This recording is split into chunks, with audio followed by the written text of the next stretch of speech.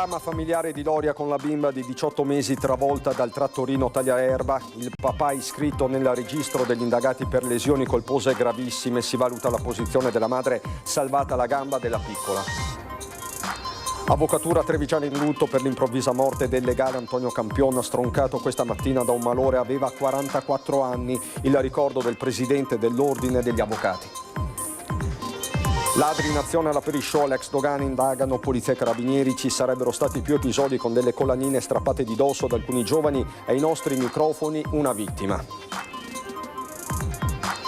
Banca occulta gestita da cinesi per riciclare denaro con annessa bisca clandestina e quella scoperta dalla finanza. 12 arresti, perquisizioni anche nella Marca. 60enne in bici investita in via Castagnole a Treviso da un'auto pirata. Gli inquirenti sono sulle tracce della persona che era al volante, mentre FIAB stigmatizza il comportamento. Sul caso richiedenti asilo arriva un'interrogazione al ministro Piantedosi da parte della senatrice Daniela Sbrollini. Per i migranti quella di domani sarà l'ultima notte in albergo. Calcio per il Treviso, l'abbraccio dei tifosi, più di 1000 in piazza e l'impegno per lo stadio. Lavori al Tenni finiti entro luglio, dice il presidente bianco-celeste Botter.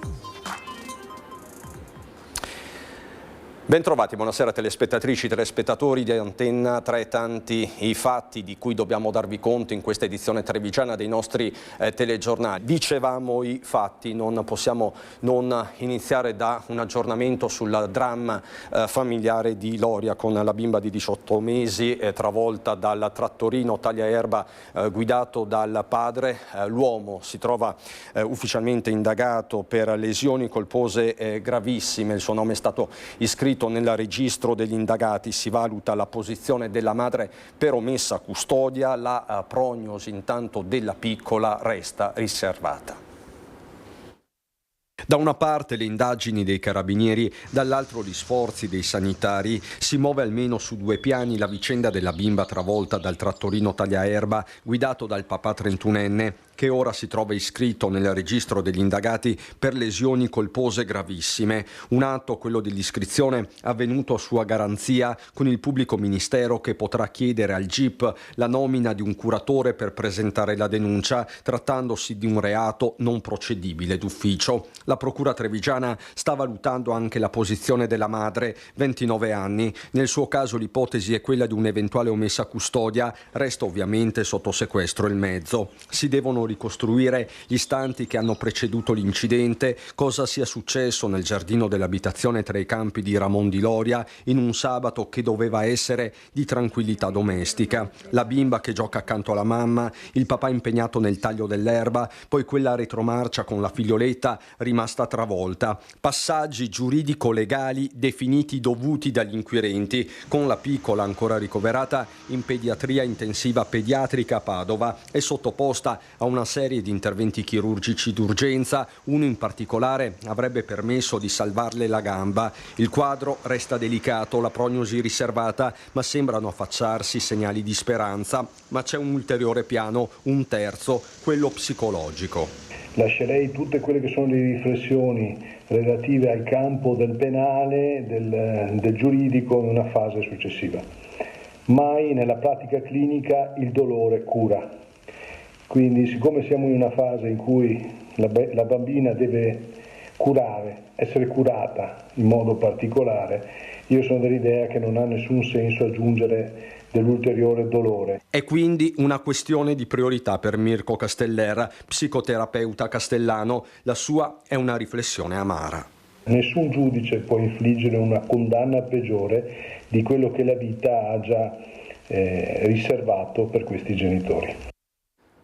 Avvocatura trevigiana in lutto per l'improvvisa morte del legale Antonio Campion, stroncato questa mattina da un malore. Aveva 44 anni. Il ricordo del presidente dell'Ordine degli Avvocati. Preparato e devo dire leale, rispettoso e insomma una grande perdita per l'avvocatura trevigiana. Avvocatura trevigiana sotto shock per la prematura quanto improvvisa scomparsa a soli 44 anni di Antonio Campion, colpito da un malore fatale mentre si trovava nella sua abitazione. Una notizia che ben presto ha raggiunto il foro di Treviso, dove l'avvocato Campion era molto apprezzato. È una tragedia perché quando muore una persona a 44 anni così improvvisamente, senza motivo, con un malore notturno, è ovvio che tutti ne risentono. La carriera da avvocato ereditata dal padre Roberto, storico penalista, con il quale condivideva lo studio legale in Viale Cairoli a Treviso. Ha imparato benissimo la professione dal papà, con un passato anche calcistico. Il calcio, l'altra sua grande passione, con un passato nelle giovanili del Milan e nel professionismo, ma davanti a lui ora c'era una promettente carriera da avvocato interrotta improvvisamente. Campion lascia la moglie che lavorava con lui e la figlia di 13 anni. L'avvocatura tutta, in particolare il Consiglio dell'Ordine e anche il sottoscritto, ci stringiamo nel dolore della famiglia per questa gravissima perdita. Al cordoglio dell'Ordine degli Avvocati si aggiunge quello della Camera Penale con il suo presidente Simone Guglielmin. La Camera Penale trevigiana ricorda il valente, giovane amico e collega Antonio e si stringe attorno ai familiari in questo momento di grande dolore. Le parole di Guglielmin. Ladri in azione alla Perishow, grande evento di Treviso, indagano polizia e carabinieri. Ci sarebbero stati più episodi con delle collanine strappate di dosso ad alcuni giovani. Abbiamo incontrato una delle vittime. Mentre eravamo sotto al palco e di scatto mi hanno rubato la collana da dietro e mi sono girato ma non ho potuto vedere nulla. Ti sei sentito comprimere? Cosa hai sentito? No, io ho sentito la mano che me lo ricordo ancora adesso che era fredda e che ha tirato. A parlare uno dei ragazzi derubati venerdì sera nel corso della Perishow, grande evento che sta portando a Treviso, nell'area dell'ex Dogana, giovani da tutto il Veneto. Sul palco si stanno esibendo i cantanti più in voga del momento, sotto però qualcuno ne approfitta. A un ragazzo è stato rubato la collana e lo scippatore è stato preso anche, però non possono fargli niente perché sono fatti che appena la prendono e vengono presi la lanciano via. Penso anche più di un gruppetto che agiva, perché vedevi che giravano a gruppi, poi vedevi quelli un po' più sospetti. Poi io, dopo che mi è stata rubata la collana, io ho detto faccio un giro per vedere se vedo qualcuno che è un po' sospetto, e ho visto altri 2 o 3 ragazzi che facevano tipo segno per le collane o robe del genere, quindi dopo non si può neanche andarli, hai rubato la collana però. Insomma, movimenti sospetti con il giovane che dopo essere stato derubato chiama anche la madre. Sono momenti di tensione per tutti. E lui mi ha chiamato alle 11:30 la sera, disperato e dispiaciuto del fatto che era accaduto. Gli ho detto Riccardo di mantenere la calma, perché lui era pronto subito che voleva cercare questo ragazzo per prenderlo. La famiglia presenta così denuncia ai carabinieri, ma su quella serata alla Perishow più in generale ci sono approfondimenti in corso da parte degli uffici investigativi della Polizia di Stato. Si deve anche capire se sia stato spruzzato a un certo punto dello spray al peperoncino. Non si è ben capito, io ho visto solo tanta gente uscire tutta di colpo e che si è subito dilagata, poi dopo 2 minuti sono tutti quanti ritornati sotto il palco. A Perishow ospita decine di migliaia di persone su una superficie estesa, mobilitati questura, carabinieri, polizia locale, unità cinofile con rinforzi arrivati anche fuori dalla Marca. Sono stati effettuati controlli specifici antidroga, massima attenzione anche per il prossimo weekend. Restano però le preoccupazioni di una madre. Molti più controlli e più severità. E leggi sempre un po' più severe, ecco. Tentato furto di prima mattina in via Santabona Vecchia, sempre a Treviso, con un uomo che si è introdotto all'interno del panificio vicino all'hotel Ca del Galletto. Il ladro stava rubando del cibo quando è stato sorpreso dal titolare che ha cercato di affrontarlo. Ne sarebbe scaturita una breve colluttazione. Il ladro poi è uscito dal locale e si è dato la fuga in sella alla sua bicicletta. Sul posto le volanti della polizia. Il delitto di Vincenza Saracino, la donna uccisa in via Malviste a Treviso nell'estate del 2024, il giudice venezuelano chiamato a giudicare Luigi Nasato, presunto killer della donna, ha ufficialmente inoltrato alla procura trevigiana la richiesta di avere a disposizione l'intero fascicolo relativo all'indagine sull'omicidio della cinquantenne. L'uomo, ex vicino di casa di Vincenza a Canizzano, dopo il delitto aveva trovato rifugio nel suo paese d'origine. Proprio in Venezuela Nasato si trova in carcere in attesa di processo. Il paese sudamericano fino ad oggi ha sempre negato l'estradizione. Alla base del delitto forse un rancore da parte dell'uomo nei confronti di Saracino. L'italo-venezuelano continua a proclamarsi innocente dal carcere. Sempre a Treviso, in via Castagnole, è caccia aperta a un pirata della strada.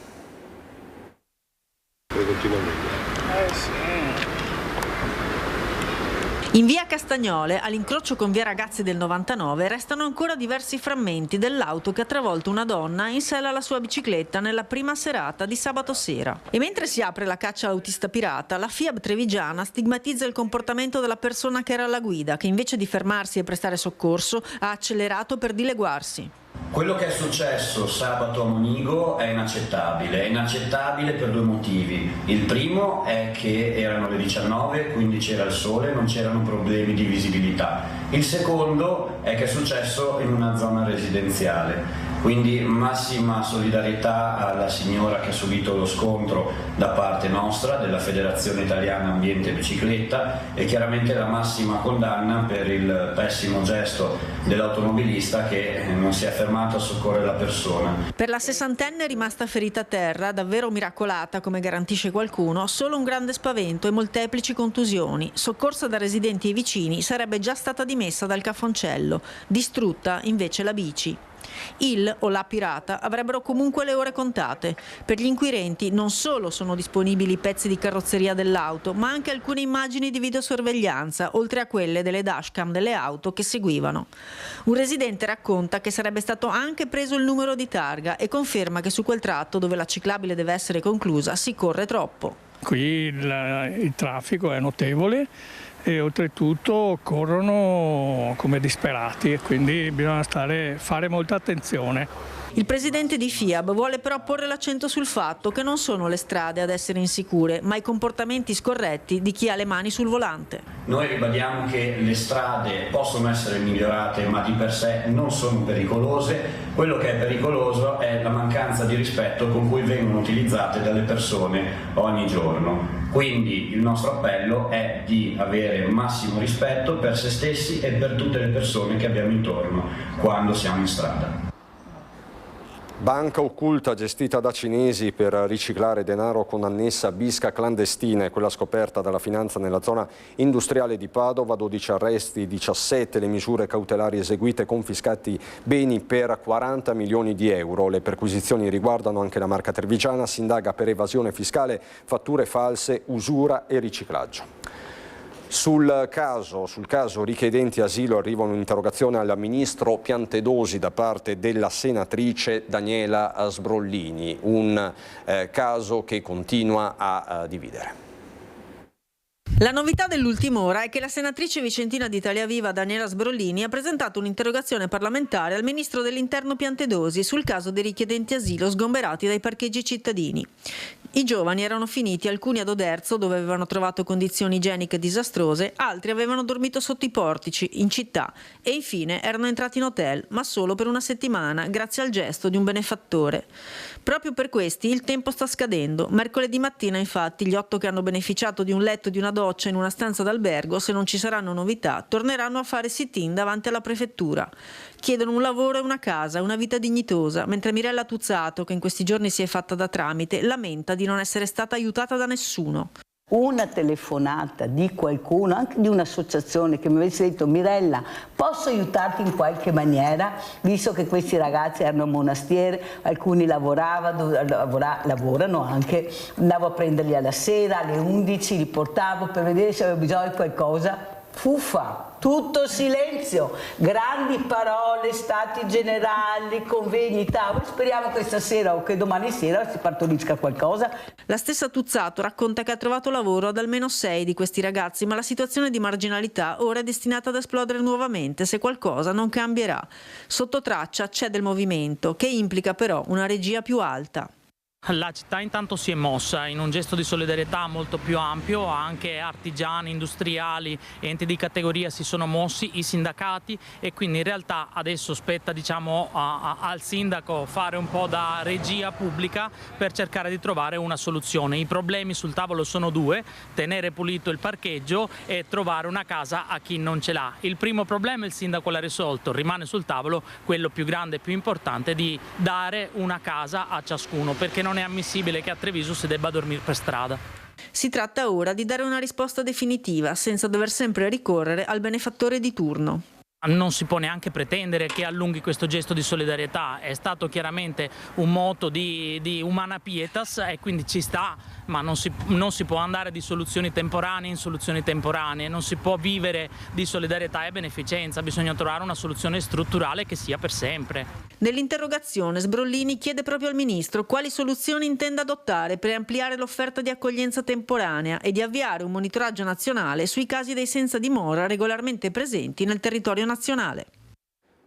Lutto a Treviso, si è spento ieri a 90 anni l'imprenditore Renzo Secco, classe 1935, premiato nel 2024 dall'amministrazione comunale con la massima benemerenza cittadina, il Totila d'Oro. Fondatore e titolare delle Industrie Secco, assessore a fine anni 70 nelle file dei Repubblicani, a lungo insieme alla moglie Adelina si era impegnato anche nel sociale. Secco lascia la figlia Mariolina, i funerali saranno celebrati giovedì alle 11 in Duomo, partendo alle 10:45 dalla casa funeraria di via Cittadella della Salute. Eventuali offerte saranno devolute all'Advar. Mobilitazione della Coldiretti al Brennero con 10.000 agricoltori provenienti da tutta Italia, massiccia la presenza dei rappresentanti della marca trevigiana. Al centro della protesta, spiega Giuseppe Satalino, direttore di Coldiretti Treviso, c'è la revisione della normativa sull'ultima trasformazione sostanziale del codice doganale, un meccanismo sottolinea che penalizza il lavoro agricolo nazionale e altera profondamente la trasparenza del mercato. La mobilitazione continua. Ritorniamo in città, c'è una questione aperta. L'erba è un po' troppo alta? Beh, direi di sì, ormai è arrivata all'altezza d'uomo.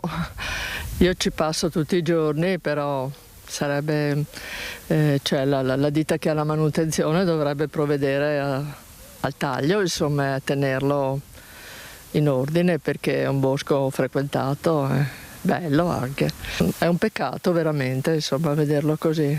Qui siamo al bosco urbano di San Paolo, l'avena ormai in alcuni punti è ben più che ad altezza uomo, e se mentre si passeggia è splendido ammirare i fiori della salvia dei prati, non altrettanto è pensare di potersi sedere mentre da sotto o da dietro si viene punzecchiati dalle erbe che invadono anche le panchine.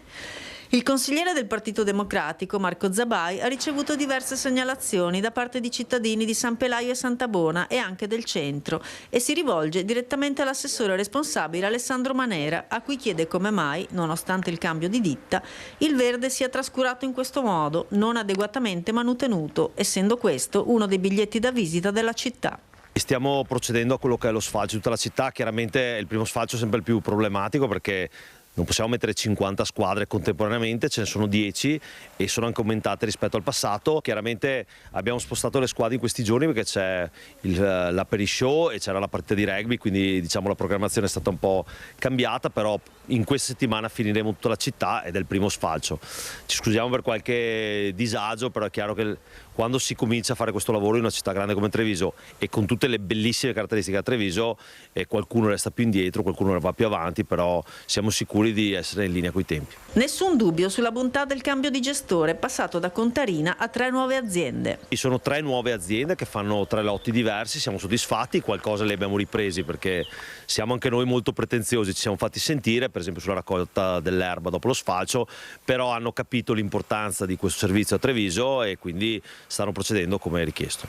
Anche il clima, con il caldo quasi estivo, ha accelerato la crescita dei prati, ma l'assessore rassicura che l'intera amministrazione tiene particolarmente particolarmente alla cura del verde e si impegnerà per mettere a posto i problemi. Stiamo bene in maglietta come siamo oggi, però siamo passati dal giubbotto alla maglietta e chiaramente giustamente il verde fa il suo effetto e cresce molto velocemente, però ripeto, cerchiamo di essere in linea coi tempi e per qualche disagio ci scusiamo.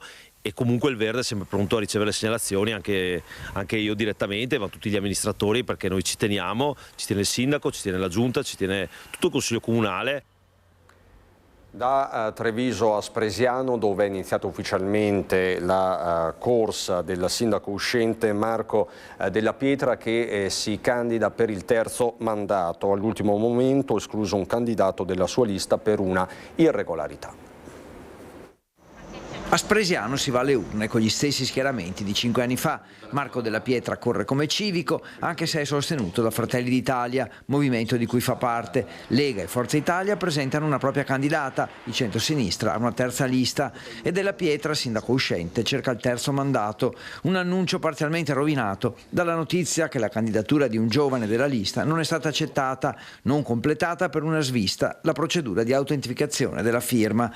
Di fatto comunque centrodestra nuovamente spaccato e Della Pietra senza simboli di partito. Centrodestra esattamente come prima, nulla di nuovo, ma anzi una riconferma. Sul piano politico non ci sono simboli di partito perché abbiamo sensibilità diverse all'interno della squadra, ma di fatto il simbolo è lo stesso, identico di 5 anni fa, 5 anni e mezzo fa. La strada giusta, recita lo slogan, a indicare la continuità con il passato, anzi sarebbero pronti nel cassetto progetti e finanziamenti per altre opere per migliorare i servizi ai cittadini. Noi non abbiamo voluto lasciare così in difficoltà chiunque dovesse arrivare, quindi quando si insedierà il Consiglio Comunale, o meglio la Giunta, avremo a disposizione un tesoretto, ecco, da poter spendere immediatamente. Anche la squadra, a parte il candidato escluso, ripropone la maggior parte degli uscenti.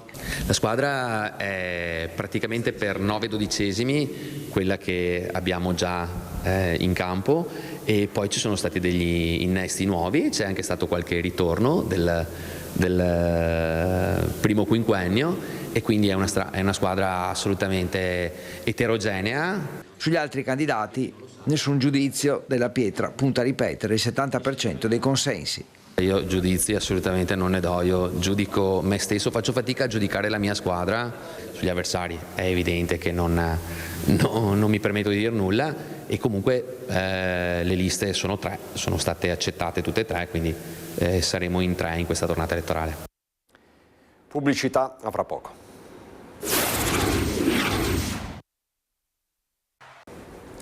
Di nuovo in diretta il calcio, ritorniamo in Piazza dei Signori per i festeggiamenti, vista la promozione in Serie C.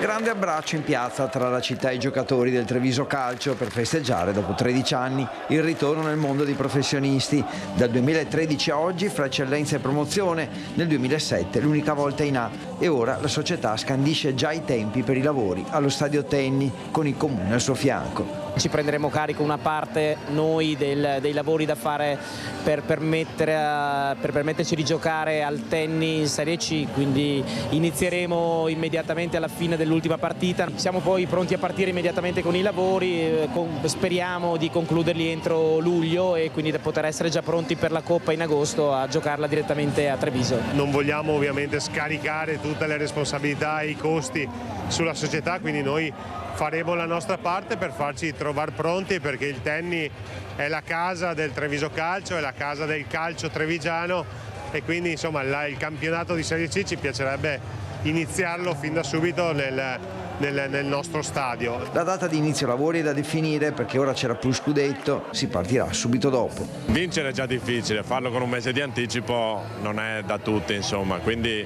io credo che quando è il momento sia giusto godersela, sia giusto festeggiare e poi pensare a quello che verrà. Noi ci teniamo a far bene, a cercare di vincere lo scudetto, perché è giusto così. Abbiamo fatto un'annata straordinaria, anche se queste ultime partite purtroppo qualcosa a livello mentale abbiamo concesso, però dobbiamo essere bravi a cercare di rimetterci in carreggiata e provare a vincere il scudetto. 13 punti di vantaggio, dominato il girone C della Serie D, promozione con 4 turni d'anticipo e Piazza dei Signori esplode. Siamo venuti apposta a vedere Beltrame in autostop.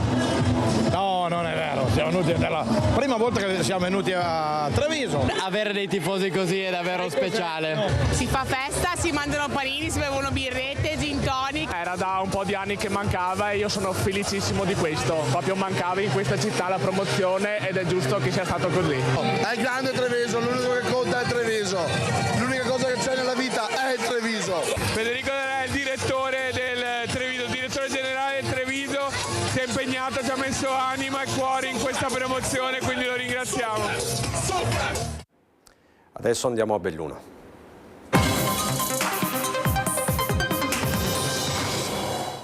In primo piano la rapina avvenuta in Cugliada. Fabio Fioravanzi con Stefano Bozzi ha incontrato una delle vittime.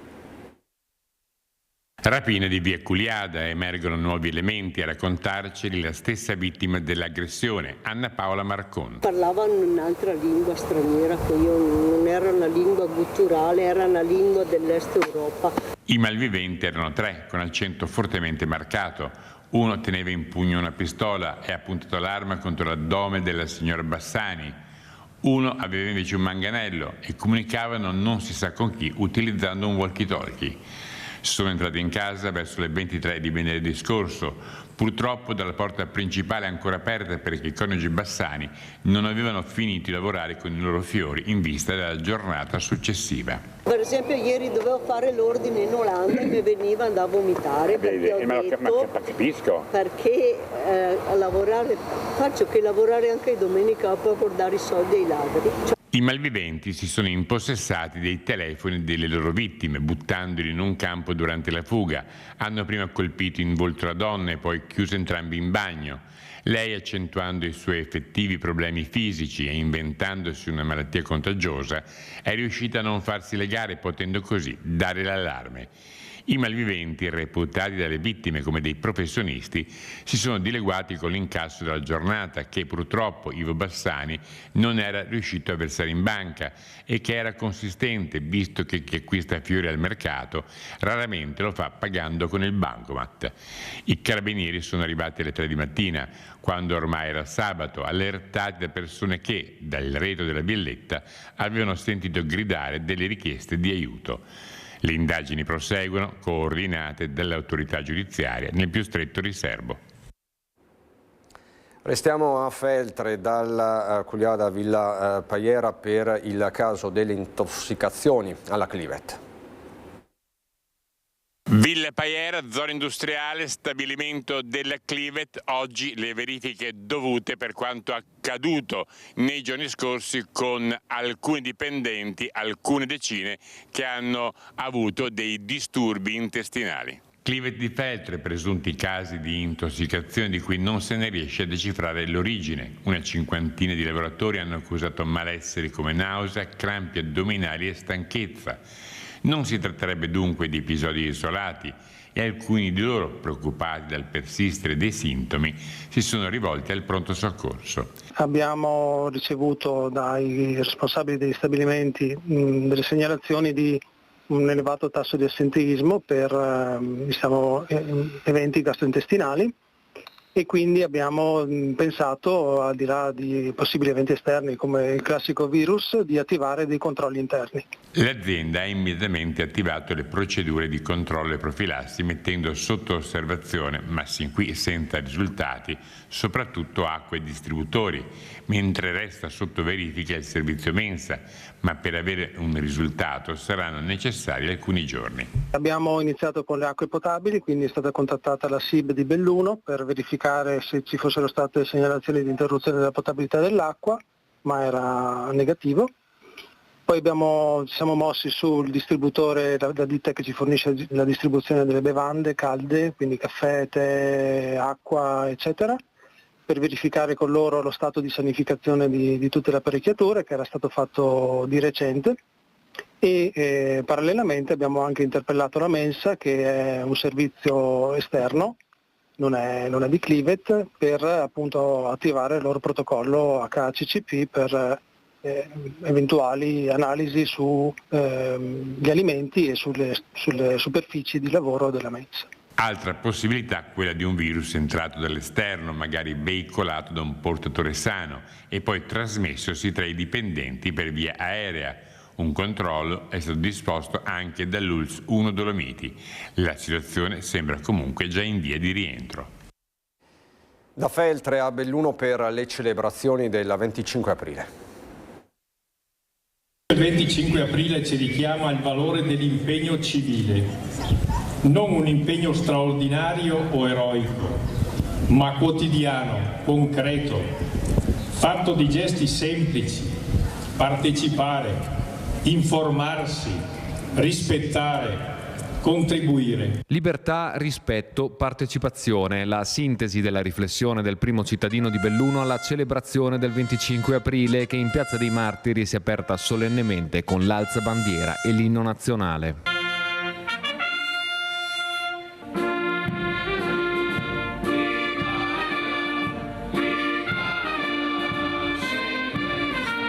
In piazza autorità, ANPI, forze dell'ordine, esercito, associazioni e centinaia di cittadine e cittadini. Lo sfilamento lungo la traversa principale di Piazza dei Martiri fino all'area dei giardini che con il monumento alla Resistenza sono simbolo e memoria della lotta di liberazione. Non una data sul libro di storia, ma l'aria che respiriamo tra queste montagne che furono rifugio e trincea, ha sottolineato Sara Rizzotti, presidente della consulta provinciale degli studenti. Spesso ci chiedono e ci chiediamo che cosa c'entrano i ragazzi del 2026 con la Resistenza di 81 anni fa, quella che ci ha liberati dal cappio nazifascista.